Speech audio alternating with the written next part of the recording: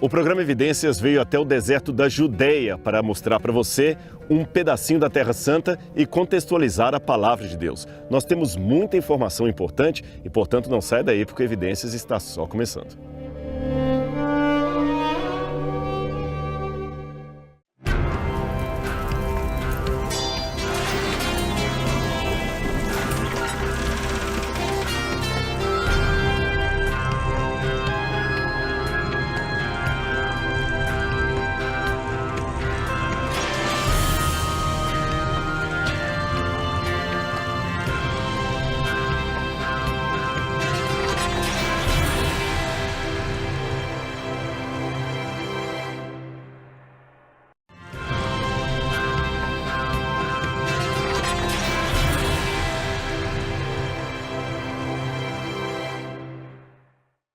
De volta com o programa Evidências aqui no deserto da Judeia, mas eu não posso entrar no assunto de hoje sem primeiro oferecer para você, inteiramente grátis, o Guia de Estudos Evidências. Olha, veio do Brasil até o outro lado do mundo.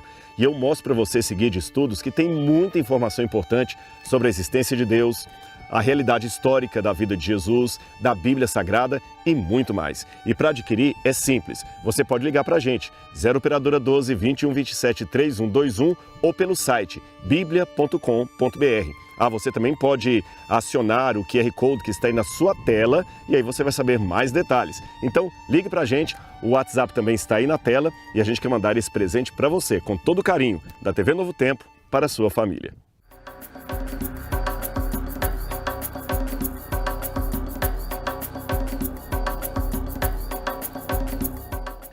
Muito bem, nós estamos aqui no deserto, como eu falei com você. E olha, está muito quente, mas o Evidências fez questão de trazer vocês aqui para ter uma noção como era a geografia dos tempos da Bíblia Sagrada.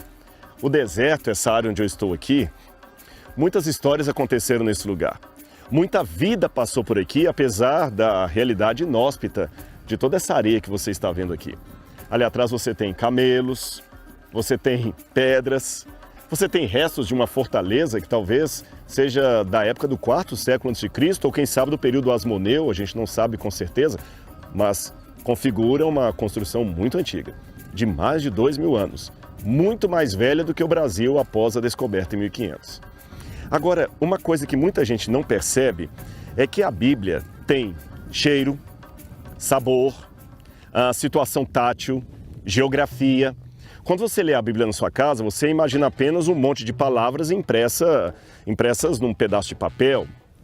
Nada de mal com isso, mas é um conhecimento incompleto. Quando a gente vem aqui para a Terra Santa, a chamada Terra Santa, a gente pode ver como a Bíblia tem cheiro.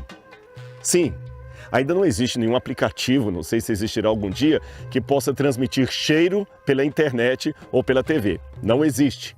Mas se existisse, você ia poder ter uma noção do que nós cheiramos quando estamos, por exemplo, andando na cidade velha de Jerusalém, o que nós degustamos quando sentimos um tempero aqui do Oriente Médio, como é o solo quando nós pisamos nesse mesmo terreno onde Jesus passou. Isto mesmo, Jesus passou, porque o deserto em que eu estou agora, que a gente está fazendo esse programa para vocês, é o famoso deserto da Judeia, onde Jesus esteve. Enquanto eu estava caminhando aqui, eu vou ver se eu acho aqui para mostrar para vocês, nós temos um pouquinho de modernidade também. Como esta é uma área militar em Israel, e você sabe, não é que é perigoso vir para cá, mas Israel é um país que tem relações diplomáticas tensas, às vezes, com os inimigos. Aqui é um lugar onde eles fazem, muitas vezes, treinamento militar. Olha aqui o resto de cartuchos que foram deflagrados, provavelmente de uma metralhadora. Você pode ver aqui, e são deixados no chão, mostrando uma história de guerras que nunca mais parece ter fim. Falando em guerras, essa remanescência de fortalezas que nós temos aqui também nos lembram algumas guerras da época de Israel para se firmar como um território. Por exemplo, na época dos Asmoneus, que depois eu vou explicar para vocês um pouquinho quem foram os Asmoneus, como eles combateram contra os gregos. Vou falar de um sujeito chamado Antíoco Epifânio IV, que foi um grande inimigo de Israel e foi combatido por João Hircano. São nomes que não estão na Bíblia Sagrada, exceto talvez naqueles que têm o cânon católico, que leem o livro dos Macabeus, mas são nomes que fazem parte da história de Israel e do entremeio entre o chamado Antigo e Novo Testamento. Em outras palavras, a história do início de Jesus, da vida de Jesus aqui nesse mundo, do início do movimento cristão, tem a ver com esse contexto que você vai conhecer no programa de hoje. Agora, já que eu estou falando de deserto, vamos refletir um pouquinho sobre qual o significado do deserto na Bíblia. Só para você ter uma noção, depois nós vamos ver a geografia. Em muitos desses lugares aqui, nós estamos muito abaixo da linha do mar, do nível do mar. E o que acontece aqui? Como é que a água chega a esse lugar? Chove em Jerusalém, Jerusalém está naquela direção, em montanhas muito mais altas de onde nós estamos, e as torrentes d'água começam a descer de Jerusalém e vêm para cá. Por exemplo, no famoso Vale do Cedron, que ele vem desde o lado de Jerusalém até aqui. E quando essas águas vão chegando aqui, elas fazem verdadeiros rios, que são chamados de rios falsos, porque eles surgem e de repente desaparecem. E quando eles desaparecem, o fenômeno geográfico é muito interessante, porque a terra abre e engole o rio que vem de Jerusalém. Agora você está me perguntando, tá, e qual a relação disso com a Bíblia? Eu vou dizer para você. Olha como é que isso nos ajuda a entender até algumas imagens apocalípticas que a Bíblia apresenta.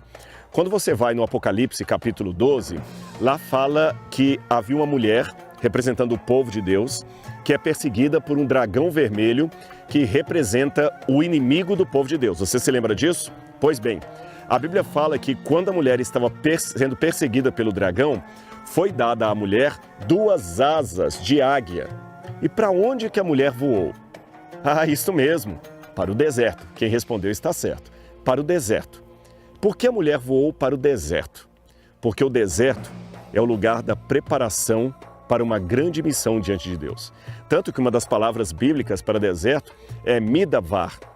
Midavar, deserto. Agora, quando você vai no hebraico, davar significa palavra. Midavar significa da palavra. Qual o sentido de traduzir deserto por uma expressão da palavra? Uma vez um rabino me explicou. É porque o deserto é o único lugar inóspito e silencioso bastante para você poder ouvir a palavra de Deus. Bonito, não é mesmo? É por esta razão que muitas vezes, quando alguém estava sendo preparado por Deus para uma grande tarefa, para um grande chamado, Deus o trazia para onde? Para o deserto.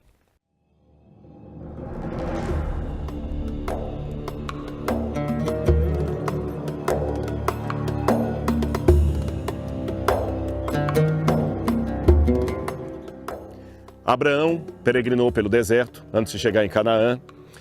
Moisés foi passar 40 anos no deserto antes que pudesse tirar o povo de Israel do Egito. O próprio povo de Israel teve que passar 40 anos no deserto por causa da sua impenitência para que pudessem aprender a lição e pelo menos os seus descendentes entrarem na terra prometida. Elias passou um tempo no deserto. O próprio Jesus passou 40 dias no deserto enquanto se preparava para o seu ministério. E assim também, em Apocalipse capítulo 12, a igreja tem 2 asas e é conduzida ao deserto. Mas a imagem do Apocalipse não termina por aí. Lembra que eu falei com vocês dos rios que vêm de Jerusalém por causa da enxurrada, das torrentes d'água? É incrível ver essas imagens, porque elas formam uma cascata mesmo. O rio vem e ele vem tomando asfalto, tomando tudo. Aliás, enquanto você está caminhando aqui, por exemplo, indo para o sul de Israel, para a área do deserto, do Negev, você vê muitas vezes no deserto, no meio da estrada, uma placa escrito assim, cuidado, enchente. E alguém pode pensar, mas enchente no meio do deserto? A enchente é justamente esta quantidade de águas que desce de Jerusalém, forma um rio e passa levando tudo, asfalto, até o asfalto às vezes é arrancado. E depois, misteriosamente, a terra se abre e engole esse rio, esta água que veio de Jerusalém, simples assim. João, o apóstolo que conheceu essa realidade, viu a profecia do Apocalipse. E Deus comunicou o futuro para João em termos, em imagens que ele pudesse entender. E qual a imagem que aparece agora, no momento em que a mulher vai para o deserto? Lê depois na sua Bíblia. O dragão vomita um rio para que pudesse afogar a mulher. Mas, diz a Bíblia, a terra abriu a sua boca e engoliu o rio que o dragão havia vomitado. A terra abriu a sua boca. Quando a gente lê isto, tendo como pano de fundo a realidade do deserto, faz todo sentido. É como se Deus pegasse a realidade de João para explicar realidades que ele talvez não compreenderia. Agora, uma coisa importante que a gente tem que fazer aqui também é compreender a geografia desse lugar. Às vezes eu noto que as pessoas que estudam a Bíblia não prestam muito atenção na geografia, mas geografia é tudo. Eu me lembro uma vez que eu estava estudando a Bíblia com um homem que ele não acreditava em Deus. Ele era ateu e alemão ainda por cima, de mente muito cartesiana. E ele me fez um pedido inusitado. Quando a gente foi começar a estudar a Bíblia, apenas para dizer, ele aceitou a Cristo no final do estudo, pena que depois disso ele faleceu, mas aguarda a volta de Jesus, ele aguarda a ressurreição dos mortos, mas ele aceitou a Cristo, mas antes disso, ele me explicou, eu não acredito em Deus, sou alemão, tenho mente cartesiana, eu preciso de duas coisas para começar o estudo bíblico com você. Eu falei, o que você precisa? Pensei que ele ia pedir um exemplar da Bíblia, ele me pediu uma linha do tempo e um atlas, um mapa. Nunca ninguém tinha me pedido isso. E eu perguntei, mas por que um atlas e uma linha do tempo? Ele falou, para eu entender a história que você vai me contar, eu tenho que compreender quando cada coisa aconteceu e onde aconteceu. E eu falei, é verdade. Muitas vezes nós vemos as histórias da Bíblia de maneira meio soltas aqui e acolá, e a gente não presta atenção como a geografia pode enriquecer o nosso entendimento da Bíblia Sagrada. Por isso que eu vou dar uma aula para vocês aqui no deserto, tá bom? Aqui no deserto. E eu peguei umas pedras, antes de começarmos a gravar, e coloquei aqui essas pedras montando um mapa. Eu vou sentar, como os beduínos sentam no deserto, para explicar para você um pouquinho desse mapa. Na verdade, já que eu me assentei, eu quero até explicar uma cultura dos beduínos, desses que vivem no deserto. Esta cultura diz que coisas importantes não podem ser ditas em pé. Elas precisam ser ditas assentadas, sem pressa. Em outras palavras, se um beduíno fala para você, eu quero conversar algo com você, e você pergunta, é importante? Ele fala, é. Se você continua em pé, você está ofendendo-o, porque você não está dando a devida importância para ele. Então o ensino nos tempos da Bíblia era sentado. Lembra quando Jesus subiu aos montes, de acordo com Mateus capítulo 5, diz que ele subiu ao monte e, como se assentasse, aproximaram-se seus discípulos. E Jesus, quem sabe com um vento semelhante a este, passando por ele, passou a ensiná-los, dizendo. Jesus assentava-se para ensinar. E é isso que eu vou fazer com vocês aqui. Eu me assentei para ensinar. E eu coloquei aqui propositadamente, antes de começar a gravação, algumas pedras que eu peguei aqui no deserto, para explicar para vocês o mapa da Terra Santa. Nós temos ali atrás um pedaço de carvão, provavelmente foi algum beduíno que deixou esse carvão aqui, e eu vou me levantar agora que eu vou pegar esse carvão para poder desenhar algo no mapa para você, tá bem? Deserto é isso, olha. Você já pensou em ter uma aula do programa Evidências in loco? Então vamos lá. Tenho aqui o carvão. Esse carvão aqui, você vê que ainda tem pessoas que, apesar da realidade do deserto, ainda vêm para cá, fazer uma fogueira, passar a noite aqui. Quem sabe algum beduíno fez uma fogueira aqui? Não sei, mas é o curioso que nós temos passado e presente se encontrando aqui nesse deserto. Ali atrás, nós temos os carros do passado, e se você virar a câmera comigo aqui, você vai ver como o passado e o presente se encontram. Você tem os camelos lá, você imagina que Abraão andou nesses camelos, e logo ali nós temos o carro que nos trouxe até o deserto. Ou seja, o século 21 se encontrando com aquele que nós chamamos o período do bronze, ou período patriarcal, ou quem sabe o período do ferro. Mas vamos aqui então usar esse pedaço de carvão para desenhar o mapa aqui. Eu vou me assentar de novo e eu espero que você preste bastante atenção aí no programa Evidências, tá bom? Chama as pessoas para assistir. Se você gostar desse programa, depois vai lá no YouTube, fale com as pessoas, olha, assista o programa no YouTube, se inscreva no canal do programa Evidências, tem muita informação importante para você lá. Vamos lá. Aqui com esse pedaço de carvão eu vou desenhar um mapa para você. Essas pedras que eu coloquei aqui representam várias pedras, uma cadeia montanhosa que forma o que nós chamamos Israel, tá bom? Do outro lado você tem outras pedras que formam outra cadeia montanhosa daquele que nós chamamos Israel, tá certo? Ficou claro? Então Israel é como se fosse um país que está sobre duas placas tectônicas. O que são placas tectônicas? O planeta Terra, na verdade, não tem um solo tão firme como nós imaginaríamos. Os continentes estão à deriva e muitos deles estão trincados. E é justamente na fissura entre duas placas que fica Israel. Essas placas se afastaram e, ao se afastarem, elas formaram no meio um vale com uma cadeia de montanhas de um lado, uma cadeia de montanhas do outro lado. Entendeu? É o que nós temos aqui. Uma cadeia de montanhas de um lado, uma cadeia de montanhas de outro lado. E aqui embaixo um vale, que na verdade é o ponto mais baixo do planeta Terra em relação ao nível do mar. O que nós podemos aprender dessa cadeia de montanhas aqui? Bom, o povo de Israel, quando veio do Egito, o Egito estaria nessa direção aqui ao sul. Então, por esse mapa, nós temos o sul e o norte, tá certo? Esta cadeia de montanhas aqui, as primeiras delas são o reino de Edom.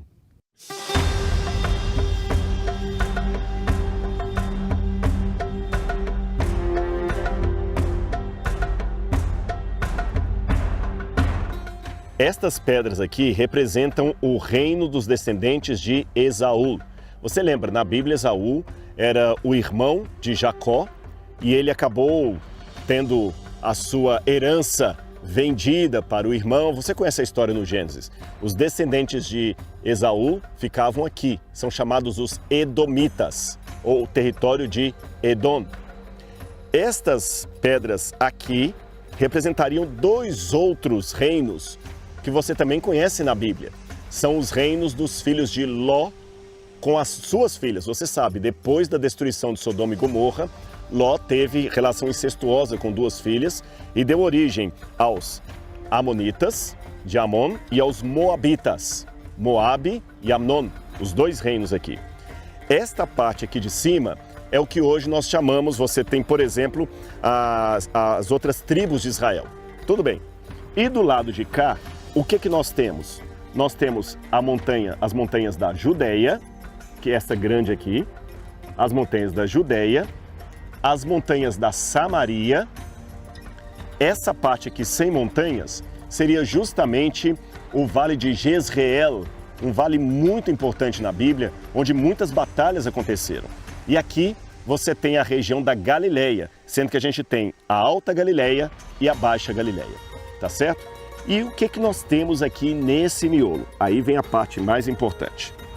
Do norte aqui de Israel, das colinas de Golã, você tem, vou desenhar aqui com o meu carvão, o que forma o Rio Jordão. O Rio Jordão vai descendo, não apenas de Golã, ele desce também de Bânias e de outras regiões aqui, formando o Rio Jordão. Quando chega mais ou menos nessa parte aqui, você está vendo? O Rio Jordão faz um lago. Você pode imaginar que lago é esse que forma aqui em cima? Vou colocar uma pedrinha. O Mar da Galileia. Isso mesmo. E quando ele continua descendo depois do Mar da Galileia, até chegar aqui embaixo, aqui ele vai formar um outro lago grande que não tem saída para lugar nenhum e que nós chamamos de Mar Morto.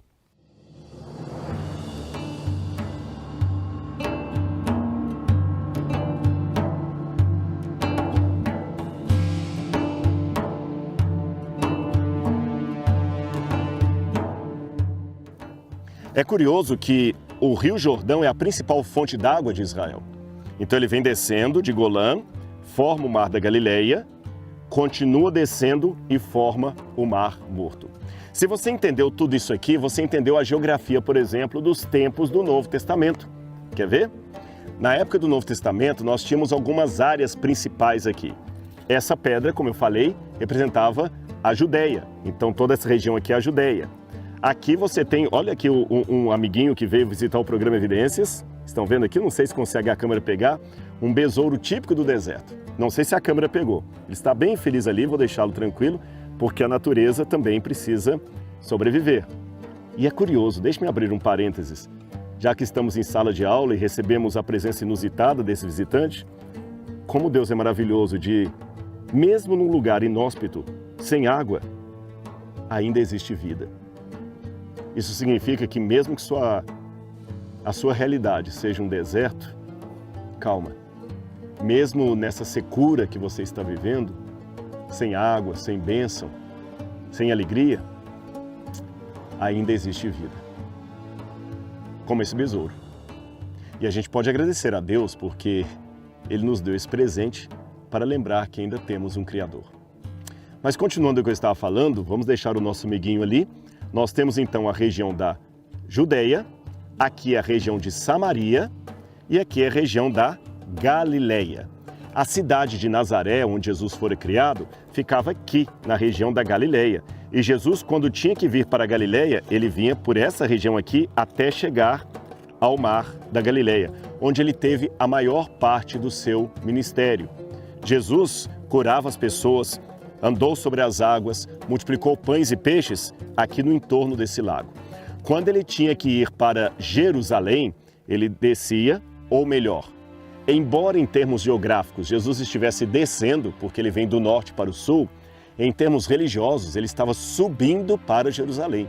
Você vê que na Bíblia sempre aparece a expressão subamos a Jerusalém. Jerusalém fica aqui, na Judéia.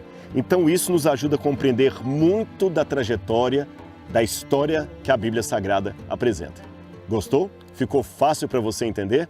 Então com isso você começa agora a pontuar os elementos bíblicos. Por exemplo, para ir da Galileia para a Judéia, o melhor caminho era por aqui. Mas os judeus, para não passarem na região dos samaritanos, davam a volta.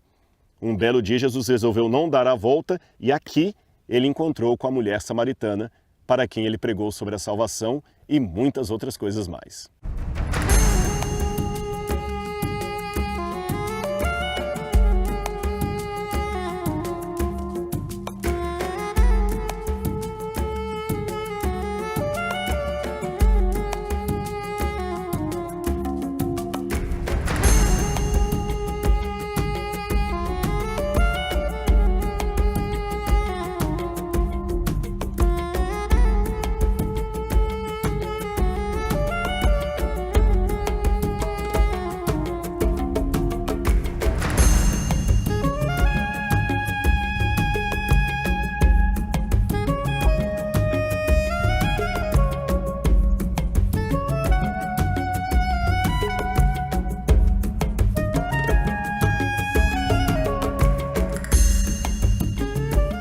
E então, você está gostando dessa aula no meio do deserto? Talvez você nunca poderia imaginar que a Bíblia é feita também de geografia, de história, de contexto, de muita coisa importante. E eu quero convidar aqui uma amiga toda especial que eu tenho aqui em Israel, é a Lena. Ela é estudante de arqueologia, ela também já fez escavações em Telo Marechá, é guia turística e nós temos muito assunto para conversar com ela sobre esse lugar e os asmoneus no próximo programa Evidências. Mas eu não quero terminar o programa de hoje sem fazer uma perguntinha para ela para dar um gostinho do que vamos conversar na semana que vem. Lena, o que é o deserto? O deserto? O deserto é um lugar onde se pode vir e testemunhar o milagre da vida. Olhe para ele, parece tão pacífico, tão tranquilo, tão árido e tão morto. E, no entanto, há um segundo atrás, havia um inseto passando e que provavelmente estava comendo o estrume dos camelos que podemos ver à nossa frente. Eles estão aqui porque é a vegetação. Podemos imaginar o verde de algumas semanas atrás. E isso significa que as pessoas poderiam ter vindo aqui para sobreviver. E todas essas coisas que tornaram a vida tão difícil aqui no deserto também se tornaram um benefício para aqueles que queriam estar ativos exatamente daqui, seja para conquistar, defender, chegar ao poder ou fugir e encontrar refúgio. Você percebeu? Muitas coisas estão por detrás do significado da palavra deserto. Mas você quer saber mais detalhes? Nós ainda temos muito para conversar com você, tá bom? Muitos outros detalhes que nós vamos ver na semana que vem no programa Evidências. Agora é importante o seguinte, você tem que pegar a sua Bíblia, acompanhar o programa, quando citarmos passagens da Bíblia Sagrada, você tem que olhar, sentir, de certa forma experimentar o contexto bíblico. E eu tenho certeza, você vai ter um conhecimento cada vez mais e mais aprofundado da Palavra de Deus. E não se esqueça, o programa Evidências você tem também no canal do YouTube. Você pode acompanhar todos os programas ali acessando Evidências NT. E ao acessar o site Evidências NT, não esqueça de dar o seu like, acionar o sininho de notificações, assim sempre que a Novo Tempo colocar um vídeo novo ali, você vai ficar sabendo.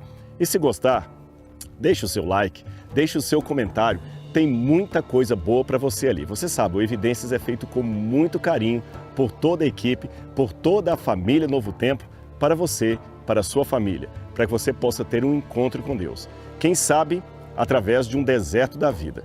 Mas como a Lena falou, é um deserto que inspira a presença de Deus. É um deserto que nos dá a certeza de que temos um Criador. Então, não perca o nosso próximo encontro na Novo Tempo. Um grande abraço e até lá! No próximo programa Evidências, depois que os assírios destruíram todo o norte, o sul ficou de certa forma subserviente à Síria. Quando conseguiram uma pequena libertação, pouco tempo depois veio Nabucodonosor com os babilônios e também destruiu o sul, Jerusalém, o templo.